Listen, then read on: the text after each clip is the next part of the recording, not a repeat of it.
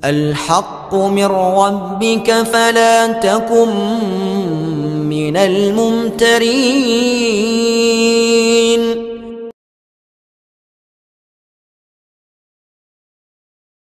Dukun dakwah Al-Haqqu TV, pembangunan asrama, panti asuhan dan pondok pesantren Al-Haqqu, serta pembangunan Masjid Islamic Center Al-Haqqu.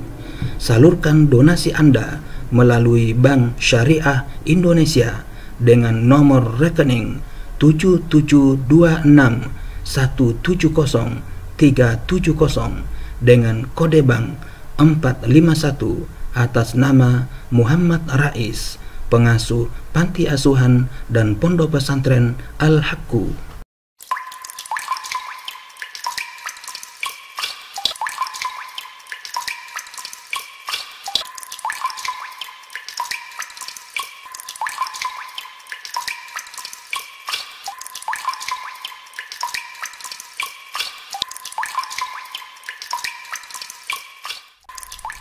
Bismillahirrahmanirrahim. Assalamualaikum warahmatullahi wabarakatuh. Alhamdulillahi rabbil alamin. Wassalatu wassalamu ala nabiyyina Muhammadin wa ala alihi wa ashabihi ajma'in. Amma ba'du. Para sobat Al-Haqqu TV dimanapun Anda berada, alhamdulillah kita bersua kembali dalam rangka melanjutkan pembacaan materi Muqaddimah Al-Quran Al-Karim dan terjemahannya yang diterbitkan oleh Kementerian Agama Republik Indonesia. Bab yang keempat ini dengan judul Al-Quran sebagai Mu'jizat. Bab 4, Al-Quran sebagai Mu'jizat. Mu'jizat artinya sesuatu yang luar biasa yang tiada kuasa manusia membuatnya, karena hal itu merupakan di luar kesanggupannya. Mukjizat ini hanya diberikan kepada nabi-nabi untuk menguatkan kenabian dan kerasulannya, dan bahwa agama yang dibawanya bukanlah hikmah, bukanlah bikinannya sendiri, tetapi benar-benar berasal dari Allah Subhanahu wa Ta'ala. Kepada nabi-nabi sebelum Nabi Muhammad sallallahu alaihi wasallam telah diberikan mukjizat yang bermacam-macam, seperti tongkat yang diberikan kepada Nabi Musa alaihissalam yang dapat menelan semua ular yang didatangkan tukang-tukang sihir Fir'aun, dan dapat membelah laut sehingga Nabi Musa alaihissalam dan kaumnya dapat menyelamatkan diri dari kejaran tentara Fir'aun dengan menyeberangi laut yang telah terbelah dua, dan akhirnya Fir'aun bersama tentaranya karam atau tenggelam di lautan. Sebagaimana hal tersebut disebutkan di dalam surah ke-26 surah Asy-Syu'ara ayat 45 dan ayat 63, 64, 65 dan 66. A'udzu billahi minasyaitonir rajim. Fa'alqa Musa 'asah fa idza hiya talqafu ma ya'fikun. Fa'auhayna ila Musa an idrib bi 'asakal bahr fanfalaqa fakana kullu firqin kat-taydil 'azim. Wa aslafna sammal akharin wa anjayna Musa wa man ma'ahu ajma'in summa aqraqnal akharin. Kemudian Nabi Musa menjatuhkan tongkatnya, maka tiba-tiba ia menelan benda-benda palsu yang mereka ada-adakan itu. Lalu kami wahyukan kepada Musa, pukullah laut dengan tongkatmu, maka terbelahlah lautan itu, dan tiap-tiap belahan adalah seperti gunung yang besar, dan di sanalah kami dekatkan golongan yang lain, dan kami selamatkan Musa beserta orang-orang yang bersama dengan dia semuanya. Kemudian kami tenggelamkan golongan-golongan yang lain itu. Mukjizat yang dapat menghidupkan orang mati dan sebagainya yang diberikan kepada Nabi Isa alaihissalam sebagaimana tersebut dalam Quran surat 3 Ali Imran ayat 49. A'udzu billahi minasyaitonir rajim. Wa rasulan ila bani Israil anni qad ji'tukum bi ayatin min rabbikum anni akhluqu lakum minat tin kahayati tayri fa anfukhu fihi fayakunu tayran bi idznillah wa ubriul akmaha wal abrasa wa uhzil mauta bi idznillah wa unabbiukum bima ta'kulun wa ma tadakhiruna fi buyutikum inna fi dzalika laayatan lakum in kuntum mu'minin. Inna fi dzalika laayatan lakum in kuntum mu'minin. Dan sebagai rasul kepada Bani Israel yang berkata kepada mereka, sesungguhnya aku telah datang kepadamu dengan membawa sesuatu tanda mukjizat dari Tuhanmu, yaitu aku membuat untuk kamu dari tanah sebagai bentuk burung, kemudian aku meniupnya, maka ia menjadi seekor burung dengan seizin Allah, dan aku menyembuhkan orang yang buta sejak dari lahirnya dan orang yang berpenyakit sopak, dan aku menghidupkan orang mati dengan seizin Allah, dan aku kabarkan apa yang kamu makan dan apa yang kamu simpan di rumahmu. Sesungguhnya pada yang demikian itu adalah suatu tanda atau kebenaran kerasulanku bagimu jika kamu sungguh-sungguh beriman. Demikian pula kepada Nabi besar Muhammad sallallahu alaihi wasallam telah diberikan beberapa mukjizat, di antaranya Isra dan Mi'raj dalam waktu satu malam sebagaimana tersebut dalam surah ke-17 Al-Isra ayat pertama, dan keluarnya air dari ujung jarinya ketika ketiadaan air. Mukjizat yang terbesar yang diberikan kepada Nabi Muhammad SAW adalah Al-Quran, suatu mukjizat yang dapat disaksikan oleh seluruh umat manusia sepanjang masa, karena memang beliau diutus oleh Allah untuk keselamatan manusia di mana dan di masa apapun mereka berada. Oleh sebab itu, Allah menjamin keselamatan Al-Quran sepanjang masa. A'udzu billahi minasyaitonir rajim. Inna nahnu nazzalna dzikra wa inna lahu lahafizun. Sesungguhnya kami telah menurunkan Al-Quran dan sesungguhnya kami tetap memeliharanya. Quran surat 15 Al-Hijr ayat 9. Di dalam memberikan definisi kepada Al-Quran sengaja dicantumkan kata yang mempunyai mukjizat, karena inilah segi keutamaan Al-Quran dan bedanya dari kitab-kitab lain yang diturunkan kepada nabi-nabi. Mukjizatnya itu terletak pada fasoha dan balagohnya, keindahan susunan dan gaya bahasanya, serta isinya tidak ada tata bandingannya. Mustahil manusia dapat membuat susunan yang serupa dengan Al-Quran yang dapat menandinginya. Di dalam Al-Quran sendiri terdapat ayat-ayat yang menantang setiap orang dan mengatakan, kendati pun berkumpul jin dan manusia untuk membuat yang serupa dengan Al-Quran, mereka tidak akan dapat membuatnya. Sebagaimana firman Allah Subhanahu wa taala, A'udzu billahi minasyaitonir rajim. Qul la inistama'atil insu wal jinnu ala an ya'tu bimisli hadzal Qur'an la ya'tuna bimislihi walau kana ba'duhum li ba'din zahira. Katakanlah, sesungguhnya jika manusia dan jin berkumpul untuk mengatakan yang serupa Al-Quran ini, niscaya tidak mereka akan dapat membuatnya, biarpun sebagian mereka membantu sebagian yang lain. Surah ke-17 Al-Isra ayat 88. Bagi yang tidak mengerti bahasa Arab, amat sulit untuk menemukan di mana letak ijaznya Al-Quran, karena mengetahui ketinggian mutu sesuatu susunan kata-kata tidak akan dapat dipahami kalau kita tidak dapat merasakan keindahan bahasa itu sendiri. Oleh sebab itu, cukuplah kalau diketahui bagaimana pengaruh Al-Quran terhadap sastrawan-sastrawan penantang Islam dan reaksi mereka terhadap tantangan-tantangan Al-Quran sendiri. Karena pengakuan musuh-musuh Islam adalah bukti yang nyata atas kebenaran ijaznya kitab suci ini.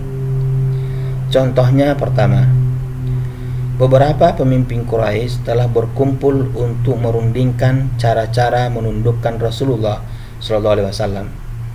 Akhirnya mereka sepakat untuk mengutus Abul Walid, seorang sastrawan Arab yang jarang ada bandingannya, agar ia mengajukan kepada Nabi Muhammad SAW agar meninggalkan dakwahnya dengan janji bahwa beliau akan diberi pangkat, harta dan sebagainya. Setelah Rasulullah SAW mendengar ucapan-ucapan Abul Walid, beliau membawakan kepadanya surah ke-41 surah Fussilat dari awal sampai akhir. Abul Walid amat tertarik dan terpesona mendengarkan ayat itu, sehingga ia termenung-menung memikirkan keindahan gaya bahasanya, kemudian langsung kembali kepada kaumnya tanpa mengucapkan sepatah kata pun kepada Rasulullah SAW. Kaumnya yang telah lama menunggunya dengan gelisah dan tidak sabar lagi melihat perubahan pada mukanya segera bertanya, "Apa hasil yang kamu bawa dan mengapa engkau bermuram durja?" Abul Walid menjawab, "Aku belum pernah mendengarkan kata-kata sesudah itu. Itu bukanlah syair, bukan sihir, dan bukan pula kata-kata ahli tenung. Sesungguhnya Al-Quran itu ibarat pohon yang daunnya rindang, akarnya terhunjam ke dalam tanah. Susunan kata-katanya manis dan enak didengar. Itu bukanlah kata-kata manusia. Ia adalah tinggi dan tak ada yang dapat mengatasinya." Mendengar jawaban ini, mereka menuduh Abul Walid telah berkhianat terhadap agama nenek moyangnya, cenderung kepada agama Islam. 2. Mengenai reaksi ahli syair dan sastra terhadap tantangan Al-Quran, mereka bungkam 1000 bahasa. Tak ada yang berani tampil ke depan, karena memang tidak sanggup dan takut akan mendapatkan cemooh dan hinaan. Memang banyak di antara pemimpin-pemimpin dan ahli sastra Arab yang mencoba dan meniru Al-Quran. Bahkan kadang-kadang ada yang mendakwahkan dirinya menjadi nabi, seperti Musailamah Al-Kadzab, Tulailah, Habalah bin Ka'ab, dan lain-lain. Akan tetapi mereka itu semuanya menemui kegagalan, bahkan mendapatkan cemooh dan hinaan dari masyarakat. Sebagai contoh di bawah ini, kata-kata Musailamah Al-Kadzab yang dianggapnya dapat menandingi sebagian ayat-ayat Al-Quran. Ya Dibda binta Dibdain, ya Dibda binta Dibdain, nakiyun matangkin a'laki filma wa asfaluki fittin. Saya ulangi sekali lagi. Ya Dibda binta Dibdain, nakiyun matangkin a'laki filma wa asfaluki fittin. Artinya, hai kata, hai kodok, anak dari 2 kata, berkuatlah sesukamu, bahagian atas engkau di air dan bahagian bawah engkau di tanah. Saya ulangi, hai kata atau hai kodok, anak dari 2 kata, berkuatlah sesukamu, bahagian atas engkau di air dan bahagian bawah engkau di tanah. Seorang sastrawan Arab yang termasyhur yaitu Al-Jahiz telah memberikan penilaiannya atas gubahan Musailamah ini dalam bukunya yang bernama Al-Hayawan sebagai berikut. Saya tidak mengerti apakah gerangan yang menggerakkan jiwa Musailamah menyebut kata atau kodok dan sebagainya itu. Alangkah kotornya gubahan yang dikatakannya sebagai ayat Al-Quran itu yang turun kepadanya sebagai wahyu. Syekh Muhammad Abduh dalam kitabnya Risalatut Tauhid menerangkan bagaimana ketinggian dan kemajuan bahasa di masa turunnya Al-Quran. Al-Quran diturunkan pada suatu masa yang telah sepakat ahli-ahli riwayat mengatakan bahwa masa itu adalah masa yang amat gemilang ditinjau dari segi kemajuan bahasa, dan pada masa itu banyak sekali terdapat ahli-ahli sastra dan ahli-ahli pidato. Kemudian ia berkata mengenai tantangan Al-Quran terhadap ahli-ahli sastra itu.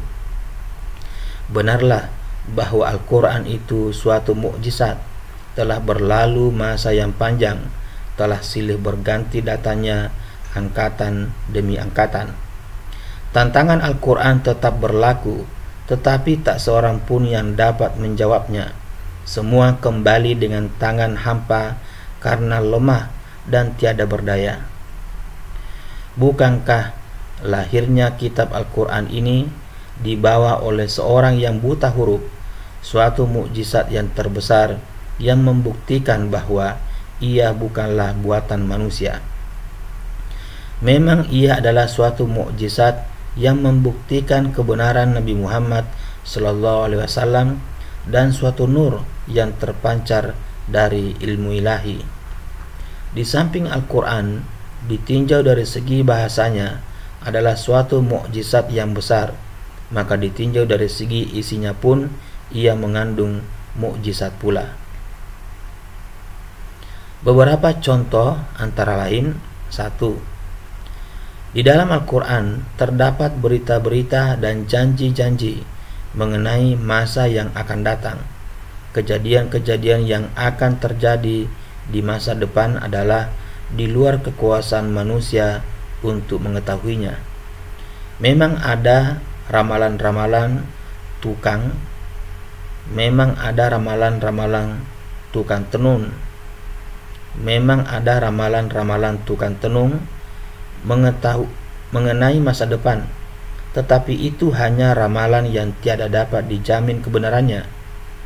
Tetapi semua berita-berita dan janji-janji yang tersebut dalam Al-Quran merupakan benar dan telah menjadi kenyataan, seperti kerap kali kaum musyrikin Makkah sebelum hijrah menantang kaum muslimin dan mengatakan, bangsa Rum yang mempunyai kitab Injil telah dikalahkan oleh orang Persia, waktu itu menganut agama Majusi, maka kami pasti akan mengalahkan kamu karena kamu adalah ahli kitab pula.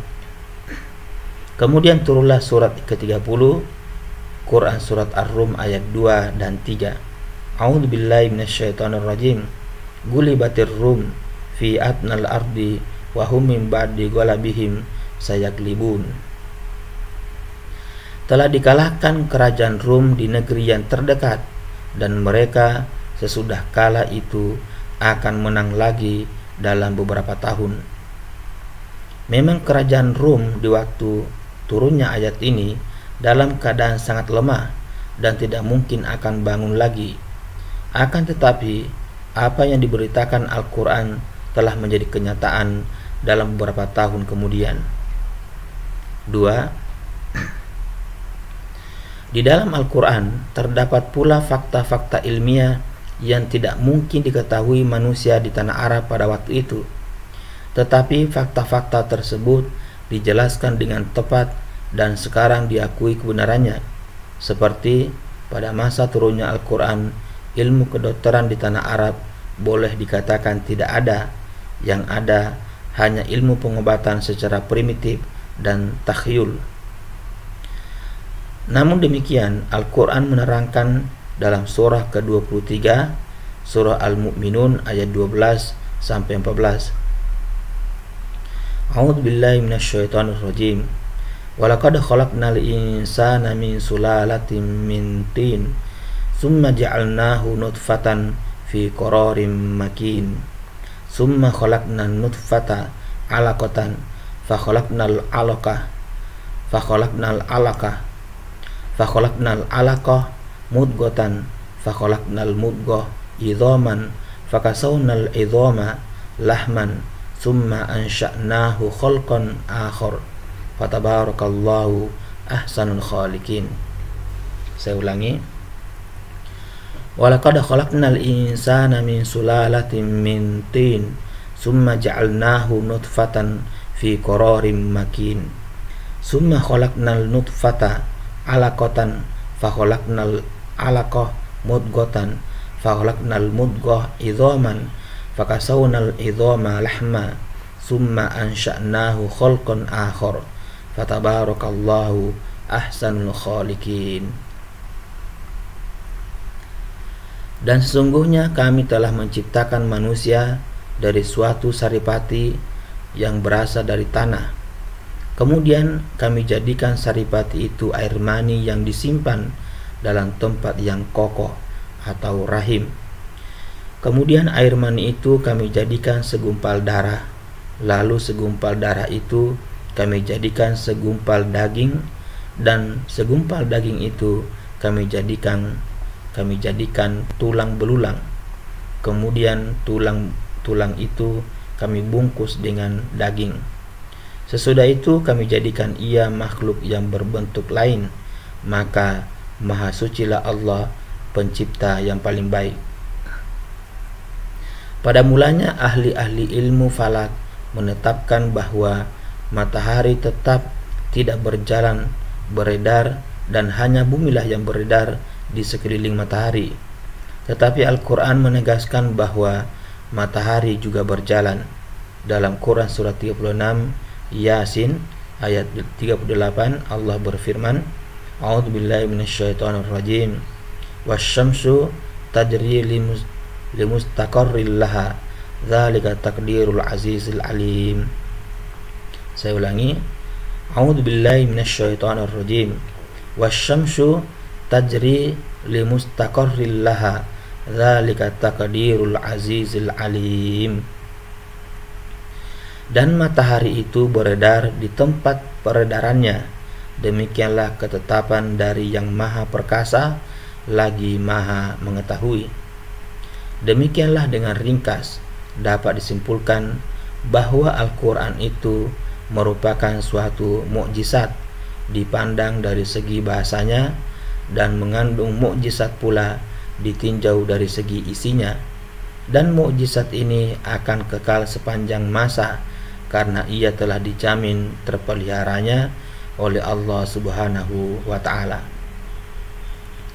Allah Subhanahu wa Ta'ala akan memperlihatkan tanda-tanda kekuasaannya di seluruh penjuru dunia dan pada diri manusia sendiri, sehingga terbukti kebenarannya bahwa Al-Quran merupakan benar dan merupakan mukjizat Nabi Muhammad SAW.